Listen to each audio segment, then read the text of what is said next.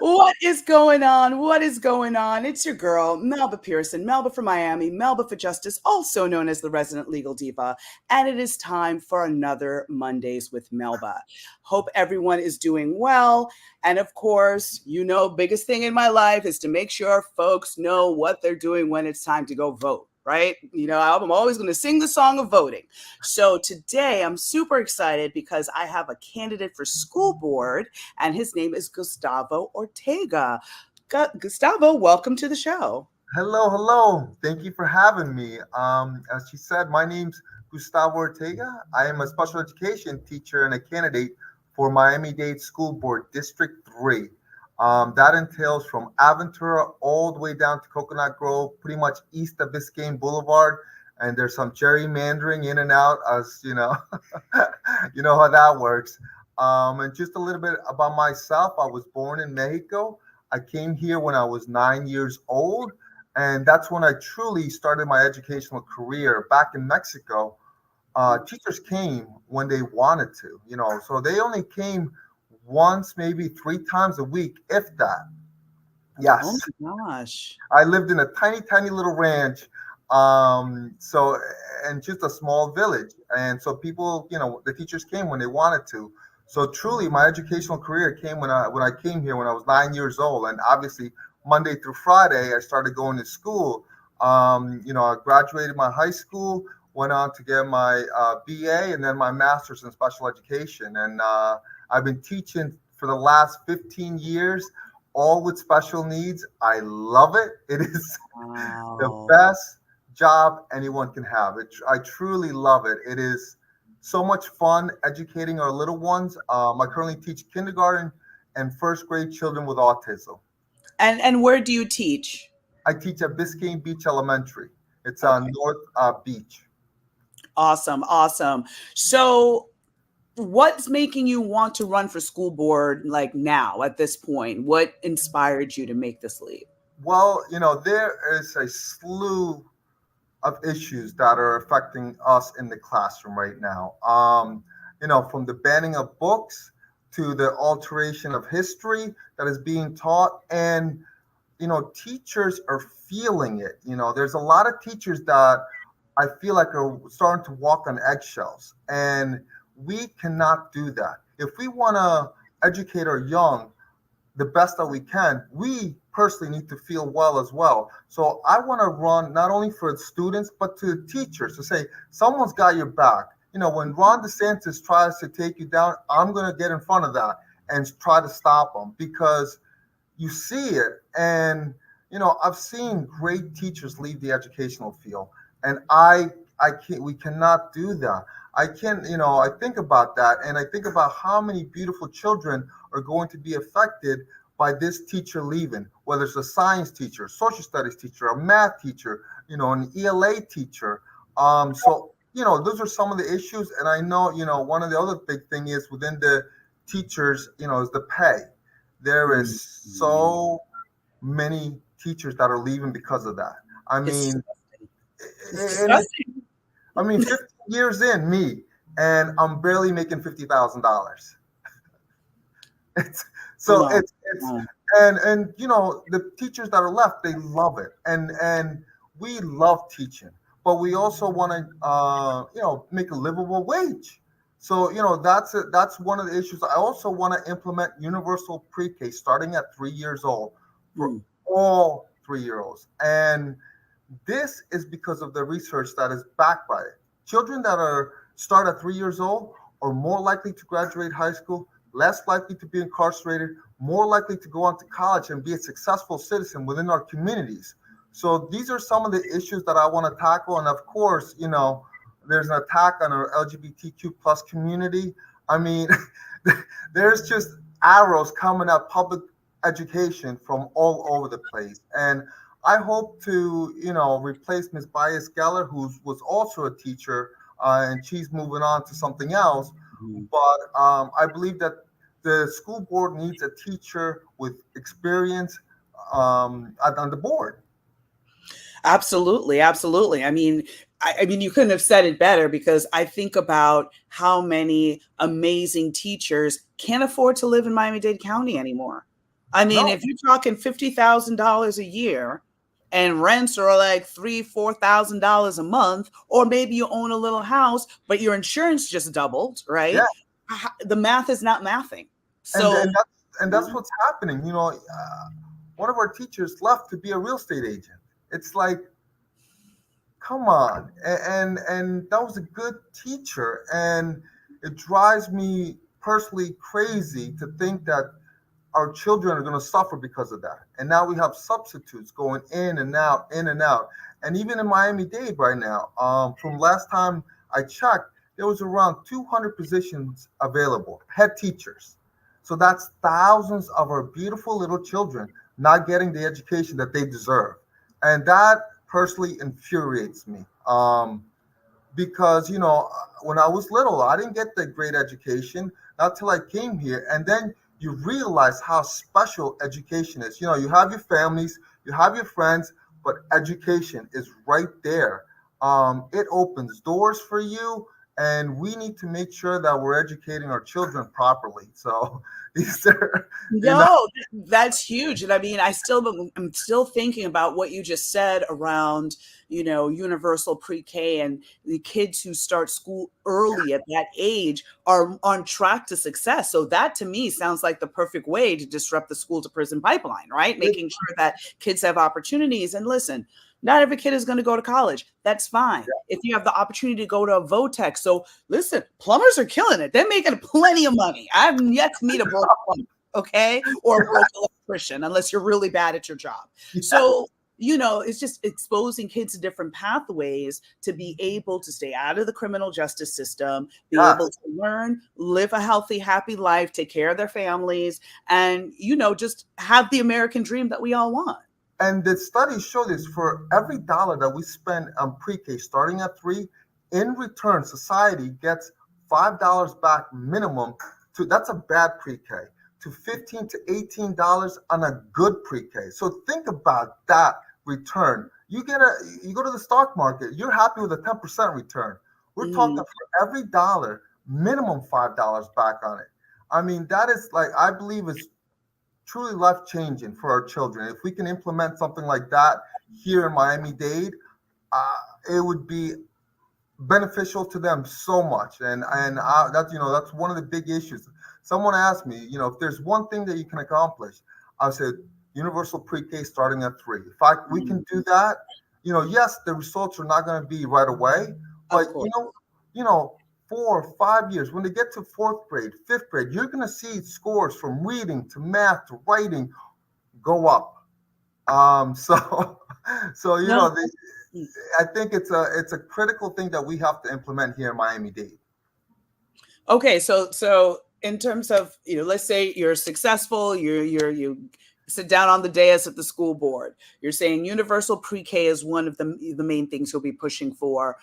Teacher pay is another thing that you'll be Yes. pushing for, but that's more on the legislative level of like fighting with the governor. But what else?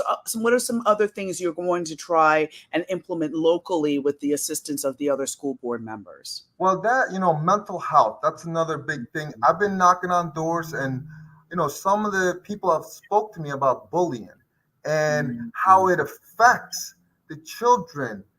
One lady said to me, you know, my daughter got bullied in elementary school. She's in college today. We're still dealing with it. So we need to have not all board members, I believe, can agree to this, to help our children's mental health, to make sure that there are, systems in place when something like this happens, whether it's, verbal bullying, physically, or, online bullying, especially nowadays. All these things, we have to get a, good strategy so that children can go to a place and either discuss it with a counselor or whoever it may be at the time, but those kinds of things I believe that we can accomplish together. But I also think that school board members will agree to the universal pre-K because it is so critical. Right. And it's backed from what you're saying. It's backed by science. It's backed by research. Like really smart people got together and watched a bunch of kids from, age, whatever, 3 until 30. And Yeah, this findings they came back with. and it's making such a huge impact, and in the community too. You know, Mhm. they're just much more successful. But the mental health, I believe we can accomplish that. As a board, fairly easy. And these other issues, yes, it's going to need the state legislator, and we got to get on board. Talk to our representatives, be like, guys, look at this. You guys want an investment. You talk about money, especially the GOP, the economics of it. Mhm, You mhm, start mhm. talking to them about that kind of framework. The economics of this will be so beneficial to the state of Florida, be astronomical. So, those are the things that you do have to speak to when you do, since it is, Republican majority up there, economics is much more their lingo. Yeah, that is very true. But, one thing that really concerned me was, the changes in terms of expanding the amount of time that kids can work Oh, and yes. how that's going to impact their performance. I mean, this is a critical time for these kids when they're teens and tweens, where again they can be making the decision of go to college, or maybe if that's not your path, go to a VOTEC. But how are you going to do that if you're too busy flipping burgers I, and or working at a factory? Like I how? have I don't understand how they even passed this or why they even thought that this was a good idea. I mean, come on. What about the homework? When do you expect children to do? And there's a lot of unfortunate children that, the parents may not be well off, that may have to go to work. Of course, yeah. Now they might have to go to work instead of getting their educational, foundations and making sure, like you said, getting prepared to go to college and Mhm. making a better life for themselves. Now they may have to work extra hours, and I'm just sometimes I'm just shocked at what's coming out of Tallahassee. Yeah, It's sad. It's sad, and and it affects our beautiful children, which is the worst possible thing that could happen. You want to affect them in a positive way. This is not a positive way. exactly, exactly. And so, what lessons did you learn as as an educator from your background and all of that, that you think is going to make you the best candidate for the school board? I Why believe, you? well, well, for one, I'm a teacher. I understand what is needed in the classroom. I'll give you a perfect example right now. We have iReady. It's a reading system within the school system. Before last year, we used to be able to have a little icon on the bottom of it. You click on it, it took you right to iReady. You do reading or math. Boom, you're there in like 2 seconds. Mhm. Now we have to go through about 7 or 8 steps to get to the point where we used to just with one click. My special needs children, they take time to do that. So instead of taking 1 or 2 seconds, now it takes them about a minute. And think about that, 1 minute every day. Those little, even though it might be a minute a day, but it adds up to their, so that's something that I see as a teacher that we should be able to change within the board right away to help our children, get to their educational learning, whether it's math or reading, much faster, save millions of minutes. I Mhm. think that's a huge progress right there. So that's something that I believe that makes me much more different than any other candidate, because there's no other candidate that's a teacher that's running. We have lawyers. I think we got a Moms for Liberty that's running, and yeah, and there's a couple of other people that, I mean, I haven't heard much of them, but that's who's running right now. And you know being in the classroom, you understand when you see your coworkers, what they're going through, and having someone up there, they can look up and say, "He knows what I'm talking about." Right. That's huge. That is huge. And right now we can't say that. Ms. Baez Geller was the one teacher that we could say, "Oh, she understands what we're feeling," but she's she's leaving. So now we just have school board members that are older, haven't taught in many many many years. So these are some of the qualities that I believe that why I'm the best candidate for this seat. Awesome. Well, as we wrap up, please share with the audience how they can learn more about you and also when the primary is, because since there's multiple candidates, there's going to be Yeah. a primary, and there's candidates that are running as Democrats and as Republicans, which means there's going to be a closed primary. So, can you let Well, everybody know well when the this primary is is? a nonpartisan.